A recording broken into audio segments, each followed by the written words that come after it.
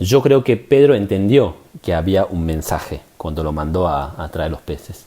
Entonces se pone a contar, no sé cómo contaría, de 10 en 10, o de 5 en 5, 50 en 50. Entonces llega a 150 y luego cuenta 1, 2, 3. 3. ¿Y qué creen ustedes que se le vino a Pedro en la cabeza?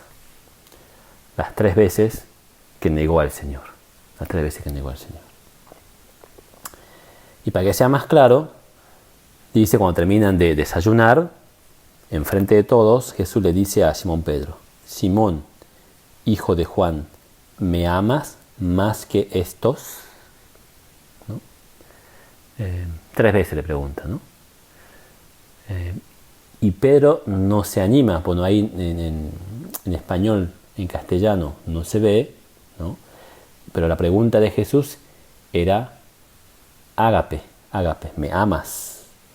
Y Pedro le responde: yo te fileo, ¿no? Filos, como amor de aprecio, ¿no? Yo te aprecio, no se anima, porque está en su cabeza las 3 veces que engañó a Jesús. Es lógico, ¿no? En otro momento Pedro hubiera dicho: por supuesto, te amo, daría mi vida por vos. Pero con eso en mente, con ese mensaje de Jesús, con los 3 peces que sobró, ¿sí? Y bueno, ya sentía culpable. Lo decían: te aprecio. Cielo y tierra te adoran, los reinos se rinden, Hijo de Dios tú eres porque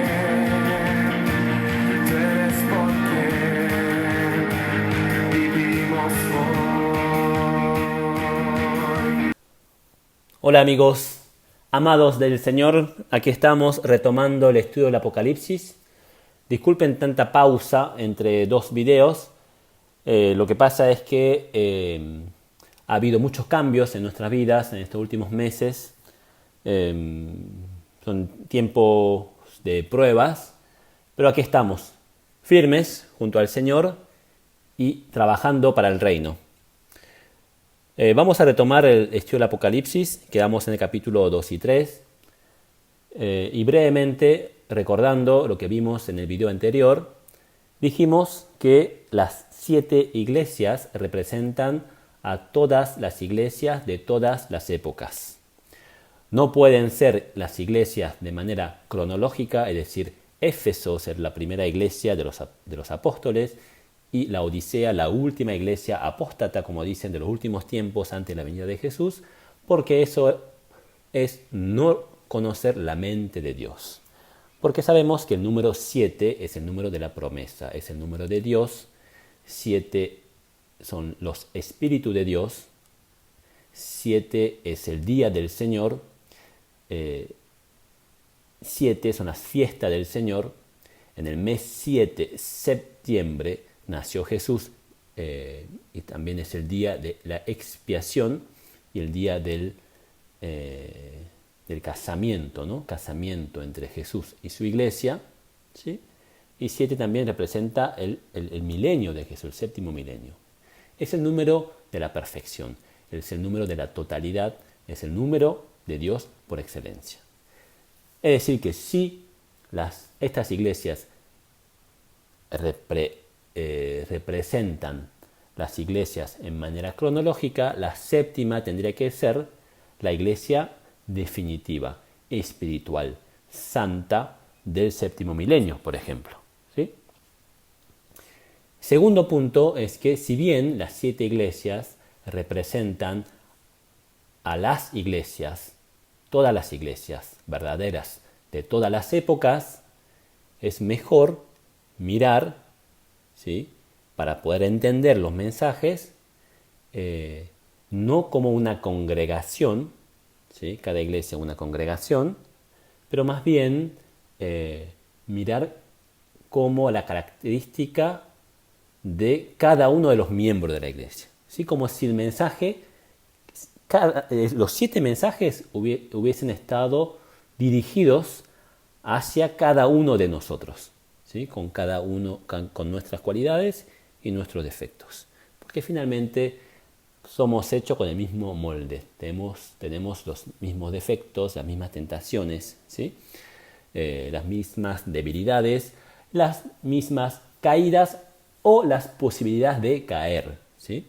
Entonces, sea de manera correctiva, si sentimos identificados, o sea de manera preventiva, si aún no nos pasó, ¿sí?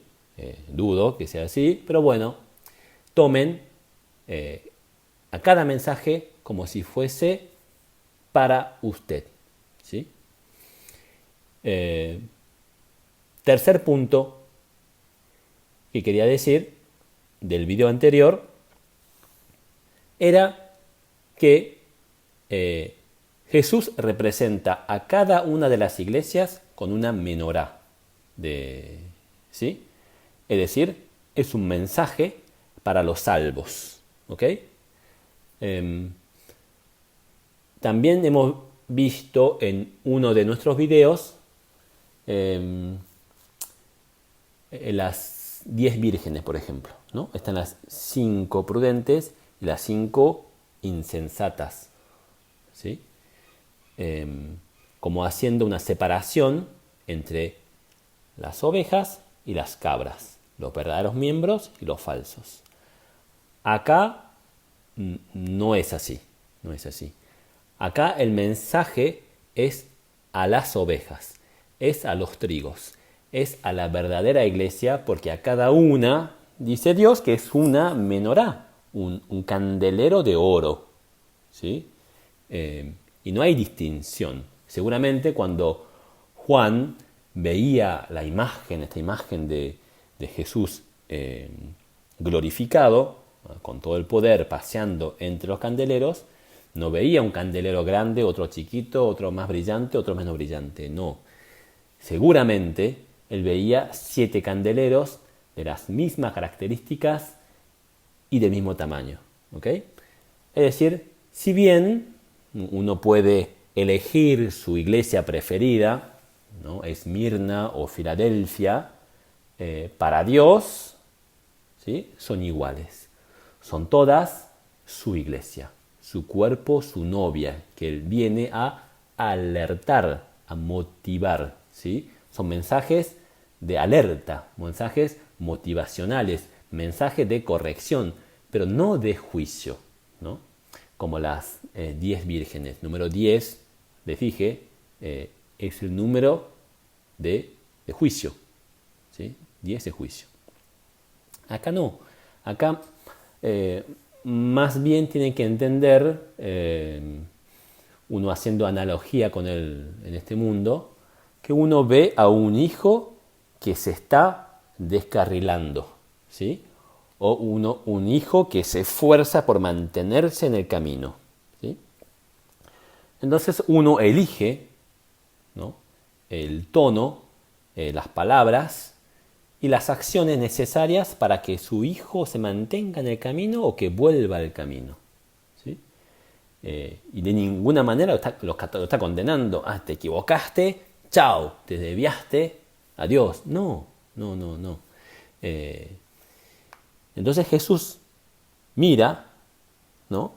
Y está diciendo, atención, te estás desviando o te desviaste, te estás juntando con malos amigos, tienes que separarte de esos, ¿sí? Y volvé a tu primer amor, o está yendo bien, ¿sí? Tenés muchas dificultades, mantenete firme, etcétera, etcétera, ¿sí?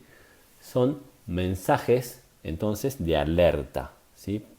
De mensajes motivacionales, son mensajes de corrección, son mensajes de amor y no de juicio, ¿sí?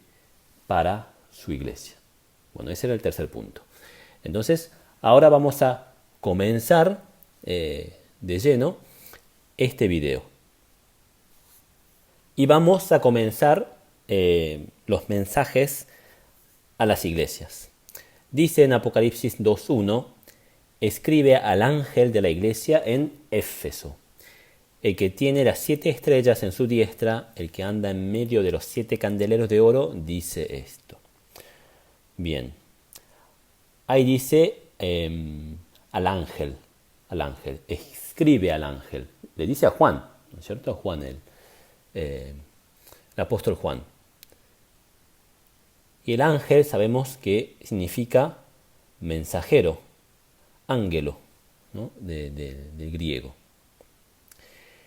Y un mensajero es cierto que puede ser un mensajero, vamos a decir, celestial, ese ángel que nosotros tenemos en nuestro subconsciente, imaginario, gracias más bien a las películas que a la Biblia, ¿no? Ese ser celestial que con alas, que vuela, está bien, ¿sí? Un mensajero puede ser así, ¿sí? Pero un ángel, un mensajero también puede ser humano, ¿sí? A un hombre Dios lo puede llamar un ángel, ¿sí? Cuando se está refiriendo a aquel que lleva un mensaje, ¿no? Y por ejemplo, buscando ejemplos, está en Mateo 1:20, cuando José es alertado por el ángel del Señor que le aparece en sueños, ¿no? Y que le dice: José, hijo de David, no temas recibir a María tu mujer, porque lo que en ella es engendrado del Espíritu Santo es. Ese ángel era un ángel celestial, un mensajero celestial, ¿no? Un ángel como lo conocemos. Pero también si vemos Mateo 11:10, que hace alusión al pasaje de Malaquías 3:1, que dice: He aquí yo envío mi mensajero delante de tu faz, el cual preparará tu camino delante de ti, ¿no? Es una profecía, ¿no? De que antes de que llegue Jesús, el ungido, el Mesías, va a haber un mensajero, ¿no? Se está refiriendo a Juan el Bautista, ¿no? Hijo de Zacarías. Y aquí el mensajero es un hombre, un hombre.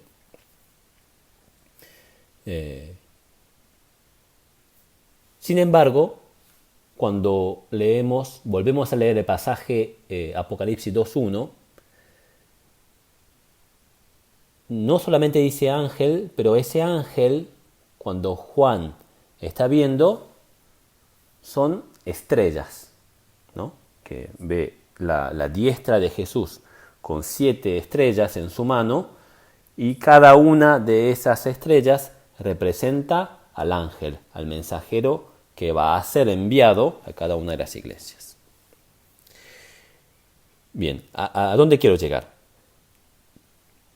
Que si bien la Biblia se refiere como ángel a un mensajero celestial o un mensajero humano, cuando dice estrella, asteras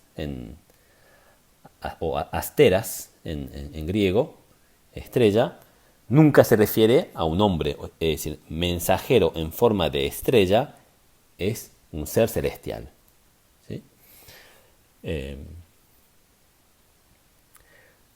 Por ejemplo, en Apocalipsis 12, cuando aparece esta mujer en el cielo, ¿no?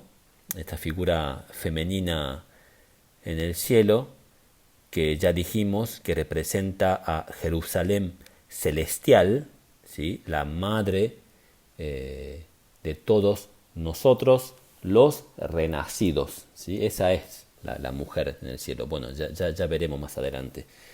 No me quiero retener en eso. Pero dice en Apocalipsis 12:3, habla de un gran dragón escarlata que tenía 7 cabezas y 10 cuernos, y en sus cabezas 10 diademas. Es Satanás, ¿no? Y su cola arrastraba la tercera parte de las estrellas del cielo, ¿no? Son, es decir, los ángeles caídos que se rebelaron contra Dios, ¿no? Junto con Satanás.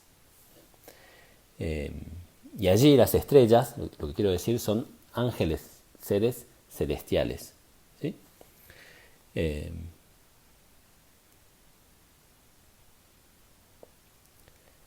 Y también dice en Apocalipsis 9, en las trompetas, cuando el quinto ángel toca la trompeta, dice Juan, vi una estrella que había caído del cielo a la tierra y se le dio la llave del pozo del abismo, ¿sí? Claramente esa estrella que cayó a la tierra es un ser, porque a él se le da la llave del pozo del abismo, ¿ok? Entonces se está refiriendo a un ser celestial. Bien, entonces, en conclusión, la conclusión número 1 de este video es que las 7 estrellas son 7 ángeles mensajeros espirituales, ¿sí? Espirituales. Entonces, ¿cómo hay que imaginar? ¿Sí? Hay que usar mucho la imaginación para poder comprender la Biblia lo más cercano posible a la realidad, ¿no? Con nuestra mente limitada. Cuando Jesús le dice a Juan, escribe, ¿no? Al ángel de la iglesia en Éfeso, imaginen entonces Juan escribiendo el mensaje y después dando el rollo a un ser celestial que agarra y viaja, ¿no? Hacia la iglesia que está en Éfeso, ¿no? y lo entrega, qué sé yo. Porque por ahí he escuchado que es el mensaje ¿cómo se llama? El pastor de la iglesia. Ok, un pastor de la iglesia puede ser un ángel, un mensajero, pero no tiene nada que ver con lo que está diciendo aquí en Apocalipsis 2, ¿sí? En Apocalipsis 2, cuando dice ángel, es un ser celestial, ¿sí? que es el mensajero de Dios, ¿sí? Y que llega el mensaje a la iglesia o a los miembros de la iglesia o cada uno de los miembros de la iglesia. Entonces la pregunta es, aquí viene lo importante, ¿sí? ¿Quién es ese ángel? ¿Quién es ese ángel? Sabemos que es un ser celestial, ¿ok? No es el pastor. Y hoy, escuchen bien la pregunta, ¿quién es su ángel para un renacido? ¿Quién es el mensajero? ¿Quién le transmite el mensaje de Dios? Ojo. ¿Usted tiene un intermediario? ¿Es su pastor quien le dice? Por ejemplo, usted le pregunta a su pastor, ¿qué dijo Señor Jesús hoy a mí? ¿Tiene algún mensaje para mí? ¿Pasa así? Entonces, ¿su pastor es el mensajero, es el ángel de Dios? ¿Sí? ¿O quién es? La respuesta, la única respuesta posible es que hoy el mensajero, ¿sí? Al igual que en esa época, es el Espíritu Santo, ¿sí? ¿A quién le dice a usted lo que Dios está pensando? ¿Cómo hace usted, o cómo usted siente, ¿no? Cuando está en comunión con Dios, ¿sí? Y lo que tiene que hacer? ¿No? ¿O quién le da la seguridad de lo que está haciendo?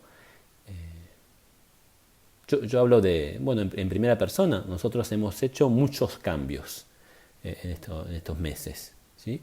¿Y quién le da la seguridad que usted abandonar su vida entera, todo lo que construyó en tantos años, y decir, bueno, es lo que Dios quiere, voy allá y espero el mensaje de Dios o voy a seguir las instrucciones de Dios? ¿Su pastor? ¿Sí? Ahora, si su pastor le dijera, mira, recibo un mensaje, vos tenés que hacer esto, ¿usted tendría suficiente fe para abandonar todo, ¿sí? E irse y cambiar completamente su vida? Yo creería que no, ¿no? hasta que usted no tiene la seguridad, y la seguridad, por supuesto, la da el Espíritu de Dios que mora en uno, ¿sí? Usted no va a cambiar, ¿no? No va a cambiar por un mensaje de un hombre. Entonces, si bien gráficamente, para poder entender, entonces uno ve Juan escribiendo, Jesús dictando, Juan escribiendo y da un mensaje a un ser celestial y viaja a una iglesia, puede llegar a, imaginen, qué sé yo, sí, un edificio, entonces entra ahí con ese mensaje, ¿no? Pero lo que tienen que entender espiritualmente es que ese ángel que lleva el mensaje es el Espíritu Santo, y ese lugar, ese templo, ¿no?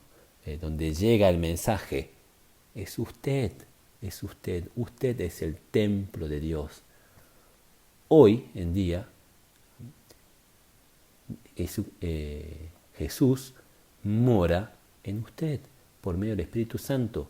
¿Y quién le da el mensaje? Y el Espíritu de Dios que mora en usted, el Espíritu Santo, el Espíritu de Dios. ¿Sí? Entonces, el ángel de la iglesia en Éfeso, en este caso, que es la primera que vamos a ver, ¿no? Es el mensaje que usted va a recibir, ¿sí? Por medio del Espíritu Santo que mora en usted. Bueno, ahora vamos a leer el mensaje, todo el mensaje a la iglesia de Éfeso, y vamos a comprender lo que Jesús nos quiere decir. ¿Ok? Dice: escribe al ángel de la iglesia en Éfeso, el que tiene las 7 estrellas en su diestra, el que anda en medio de los 7 candeleros de oro, dice esto: yo conozco tus obras, y tu arduo trabajo y paciencia, y que no puedes soportar a los malos, y has probado a los que se dicen ser apóstoles y que no lo son, y los has hallado mentirosos. Y has sufrido, y has tenido paciencia, y has trabajado arduamente por amor de mi nombre, y no has desmayado. Pero tengo contra ti que has dejado tu primer amor. Recuerda, por tanto, de dónde has caído, y arrepiéntete, y haz las primeras obras. Pues si no, vendré pronto a ti, y quitaré tu candelero de tu lugar, si no te hubieses arrepentido. Pero tienes esto, que aborreces las obras de los nicolaitas, las cuales yo también aborrezco. El que tiene oído, oiga lo que el Espíritu dice a las iglesias. Al que venciere, le daré a comer del árbol de la vida, el cual está en medio del paraíso de Dios. Bien, entonces, ¿cuál es el mensaje a la iglesia en Éfeso? Me parece que es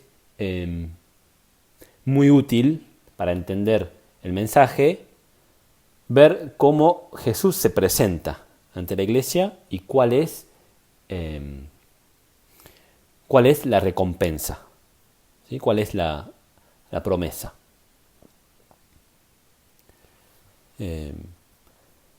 Jesús se presenta ante la iglesia en Éfeso como el que tiene las 7 estrellas en su mano derecha y el que anda en medio de los 7 candeleros de oro, ¿sí?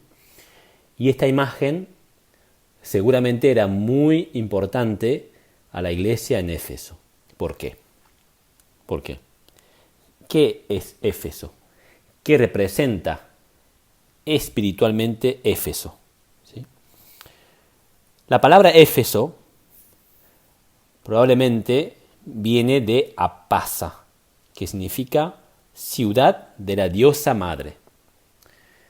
¿Se acuerdan? Seguramente ustedes, cuando Pablo fue a predicar a Éfeso, casi lo matan, y la gente que estaba ahí gritaron durante 2 horas sin parar, Diana de los Efesios, porque tenían miedo de que esta nueva doctrina de Pablo reemplace, ¿no? a su diosa. Y era una ciudad muy comercial, muy pagana, muy idólatra, ¿sí? De allí vienen los creyentes en Éfeso, ¿sí? Eran idólatras, básicamente. ¿Sí? Y oyendo con fe el Evangelio, se han convertido, ¿no? Y se han esforzado mucho, ¿no? Con mucha fatiga. Dice: conozco tus obras, tu fatiga, tu perseverancia, ¿no? Con muchos celos, ¿no? Para mantener la doctrina, ¿sí? En medio de esta idolatría. Entonces, cuando uno dice Éfeso, bueno, yo pongo mi nombre, sería mensaje a Estéfano el idólatra. ¿Ok?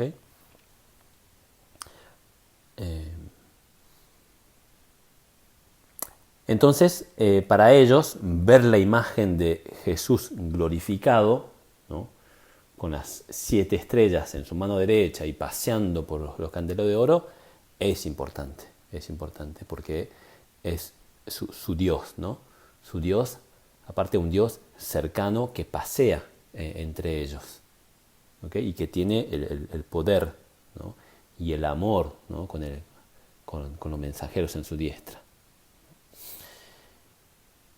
Y también, cuando uno va al último versículo, dice que al vencedor le dará de comer del árbol de la vida, que está en el paraíso de Dios. Sabemos que en el reflejo del paraíso de Dios, que era el jardín de Edén, ¿no?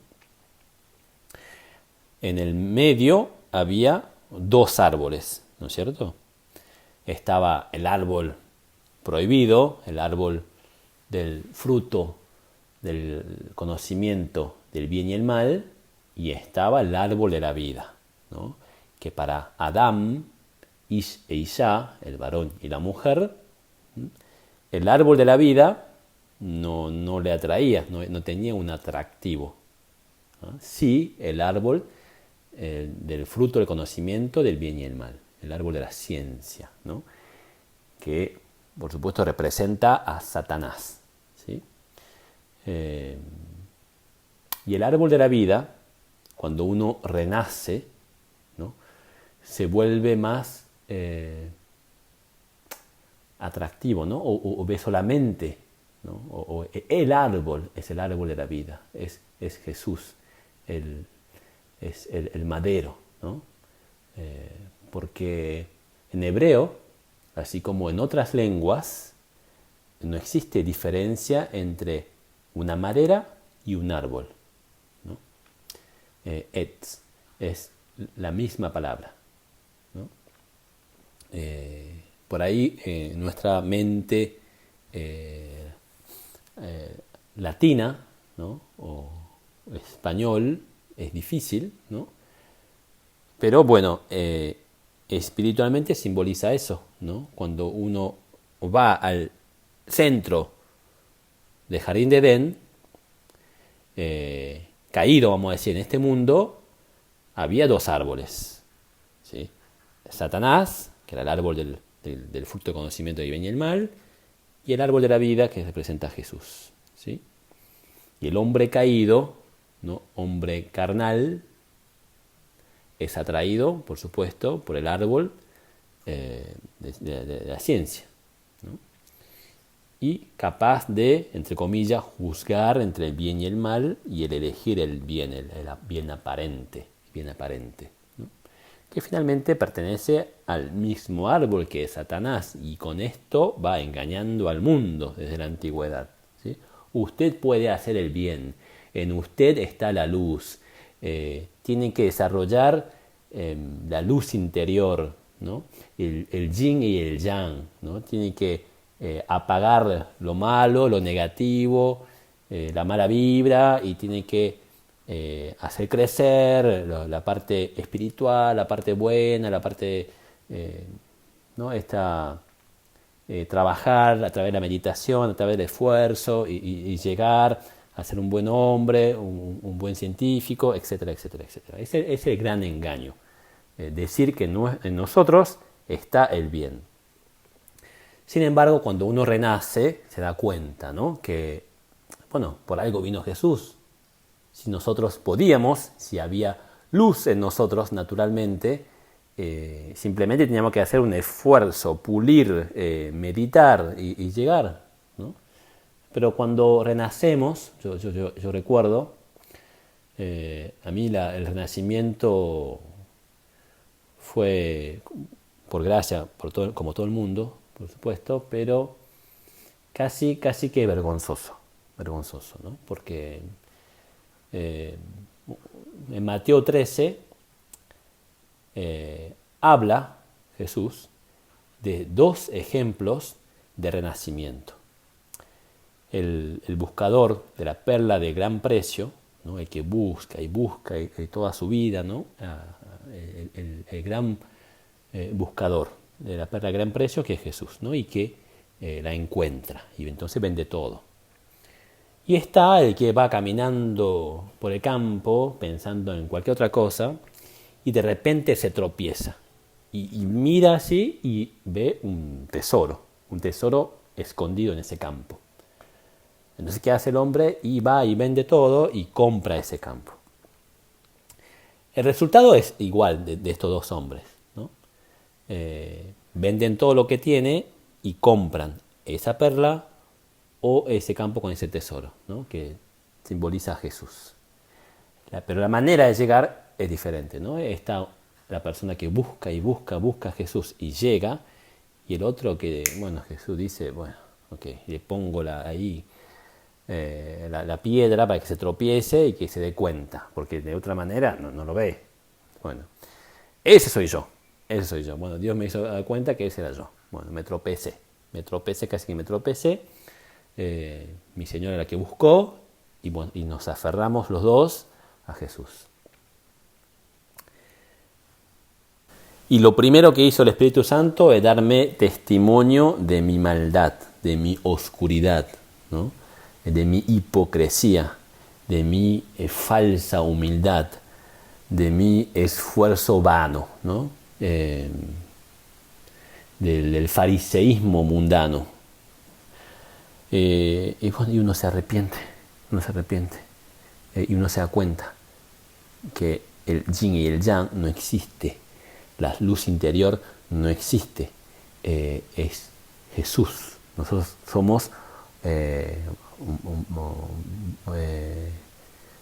una vasija de barro, un recipiente, ¿sí?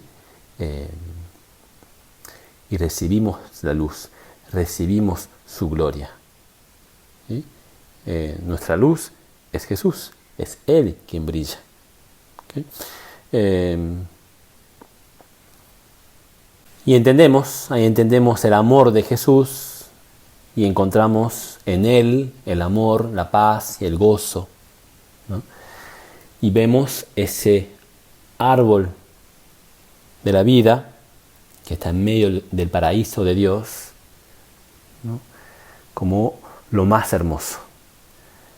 Ese árbol que pasó por alto Adán, para nosotros los renacidos se vuelve el mejor, el único. Y eso es lo que le promete a Éfeso.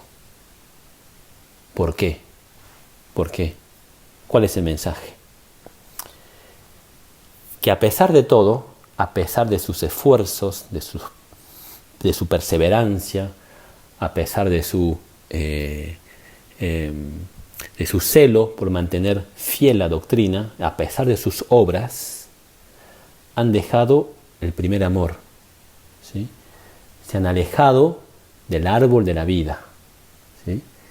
Se han alejado de la presencia y de la figura de Jesús, ¿sí?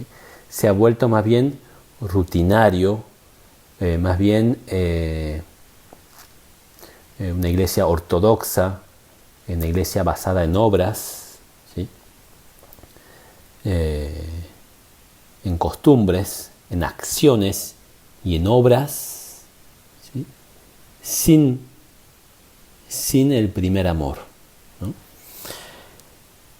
Y Jesús, ya dijimos que esto es no es un mensaje de castigo, ¿no? Es un mensaje para darle la solución, ¿no? Y dice entonces en Apocalipsis 2.5, recuerda, por tanto, es decir, ¿cómo hace uno para volver a su primer amor? Y aquí está la fórmula que Jesús nos da. Recordá, por tanto, de dónde has caído, de dónde caíste. Y arrepiéntete y haz las obras que hiciste al principio. Y ahí, bueno, le agrega una frase más diciendo, bueno, hacé, porque, bueno, si no, te voy a castigar. Dice, si no, vendré a ti y voy a quitar tu candelero de su lugar, si no te arrepientes. Bien, entonces, la fórmula para mantener a Jesús como su primer amor, ¿no? esa llama en su interior, es recordar de dónde hemos caído, ¿sí? Quizás por eso Mateo el apóstol, ¿no? Dice Mateo el publicano. Él ya había dejado ese publicano, si era apóstol, había dejado todo para seguir a Jesús. Y cuando escribió el Evangelio, por supuesto que no era publicano, pero él siempre se presenta Mateo el publicano. Como Pablo, ¿no? Pablo, el más pequeño de todos. Por eso se pone Pablo, pequeño, porque él se llamaba Saulo, ¿no? Y yo creo que Pablo nunca se olvidó, ¿no? De aquel momento, de dónde cayó él, ¿no? Cuando Jesús lo salvó. Es más, era su testimonio, era lo que repetía una y otra vez. Yo era perseguidor de Jesús. Miren de dónde caí, era fariseo de los fariseos, ¿no? Y mantuvo ese amor hasta el final. Pedro, por ejemplo. Pedro. ¿Cómo se hubiera presentado Pedro? Cuando dice, mira, ¿qué opinás de Jesús? Yo creo, después les voy a decir por qué. Pedro, por lo menos en su corazón, decía, Pedro el traidor. Pedro el traidor. No se olviden que Pedro negó a Jesús 3 veces. Y lo más importante, por eso le digo que yo creo que Pedro nunca olvidó ese episodio, y Jesús no quiere que olvidemos de dónde hemos caído, cómo éramos nosotros antes, ¿no? Estéfano el idólatra, Estéfano el hipócrita, Estéfano el orgulloso, Estéfano el fariseo. ¿Por qué digo eso? Dice, creo que era en el último capítulo del Evangelio de Juan. Esperen, voy a ir ahí. Sí, en Juan 21, ¿no? Jesús se manifiesta, ¿no? Ya Jesús resucitado, glorificado, subió al cielo como la primicia el domingo. Después bajó y se presentó varias veces a sus apóstoles, y aquí se le manifiesta nuevamente cuando Pedro, Juan y los otros están pescando, ¿no? Y no habían pescado nada. Entonces Jesús aparece, como apareció aquella vez, cuando les dijo que lo siguieran, para que sean sus apóstoles.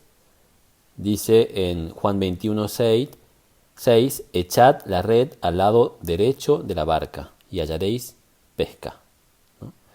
Entonces, bueno, hay una gran cantidad de peces, y Juan se da cuenta que es Jesús y le dice a Pedro, Pedro, es el Señor. Y oyendo, acá es muy importante, Pedro, ¿qué hace? Que era un tipo sanguíneo, precipitado, ¿no? Hablaba por demás. No es que salta al agua directamente, no, estaba en cuero, ¿no? pescando, se pone su ropa, vean hasta qué punto parece ridículo, se pone su ropa, ciñe el lomo, no la cintura, y vestido se echa al mar y llega a nado hasta la orilla antes que sus compañeros que llegan en el barco con los peces. Como un respeto al Señor, ¿no? Respeto al Señor. Y cuando Jesús dice, bueno, vengan a comer, le dice a Pedro, ¿no? Va y busca los peces, ¿no? Y acá es muy interesante, porque ¿qué hace Pedro? No es que va y busca, no sé, un pez cada uno, 2 peces cada uno. No, de alguna manera, no sé si fue la orden de Jesús que lo hizo entender de esa manera, o algo atravesó en su cabeza, ¿sí? Como que había un mensaje, se pone a contar los peces. Dice en 21:11, Simón Pedro subió a la barca y sacó la red a tierra, llena de peces grandes. Y ahí cuenta, 153. Y aunque había tantos, la red no se rompió. Yo creo que Pedro entendió que había un mensaje cuando lo mandó a traer los peces.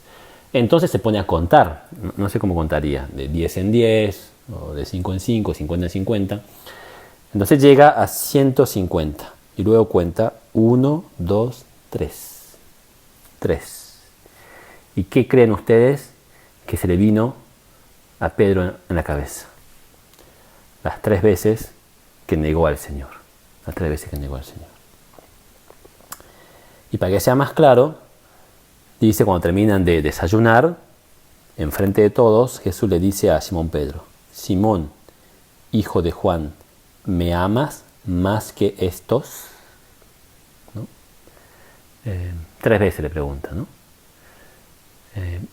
Y Pedro no se anima, bueno, ahí en español, en castellano no se ve, ¿no? Pero la pregunta de Jesús era ágape, ¿me amas? Y Pedro responde, yo te fileo, ¿no? Filos, como amor de aprecio, ¿no? Yo te aprecio, no se anima, porque está en su cabeza las 3 veces que engañó a Jesús, es lógico, ¿no? En otro momento Pedro hubiera dicho, por supuesto, te amo, daría mi vida por vos. Pero con eso en mente, con ese mensaje de Jesús, con los 3 peces que sobró, ¿sí? Y bueno, ya sentía culpable. Lo decían, te aprecio. Y Jesús le dice, ¿me amas? Ágape, ¿me amas? Y Pedro le responde, Señor, te aprecio.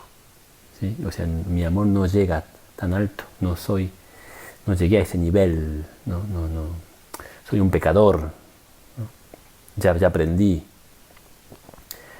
Y cuando le preguntan por 3.ª vez, Pedro se pone triste. Pero el punto es que Jesús no quiso.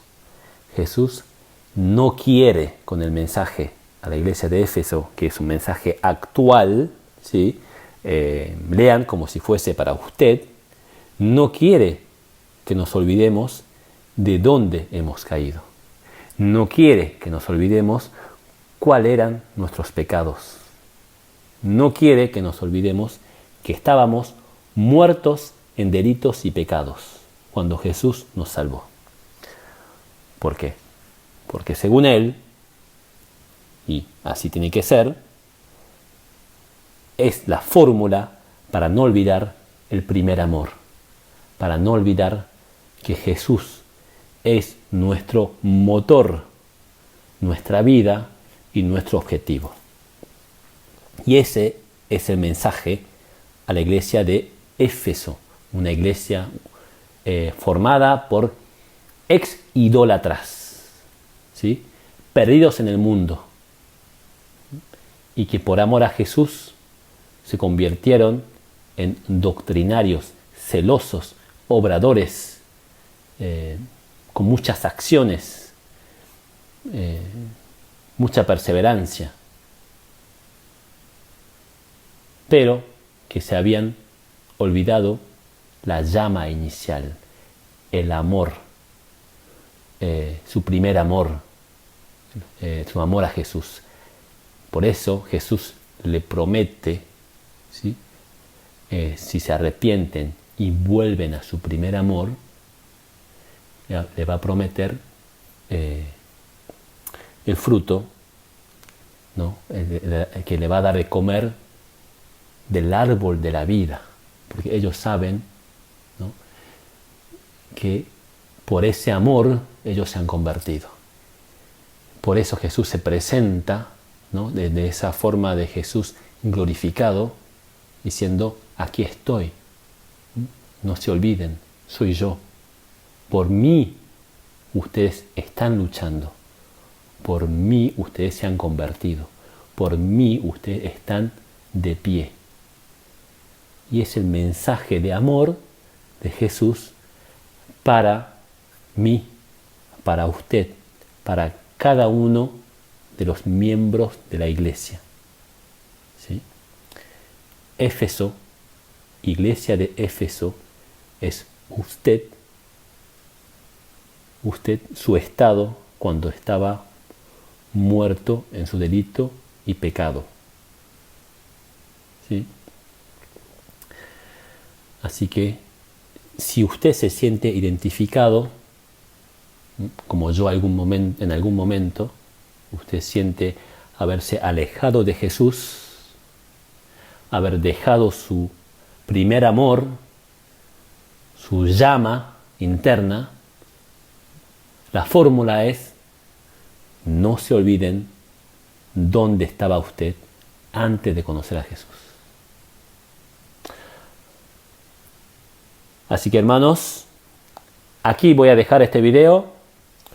Nos vemos en el próximo para seguir con los mensajes a las otras iglesias. Hasta la próxima. Que Dios lo bendiga. Adiós.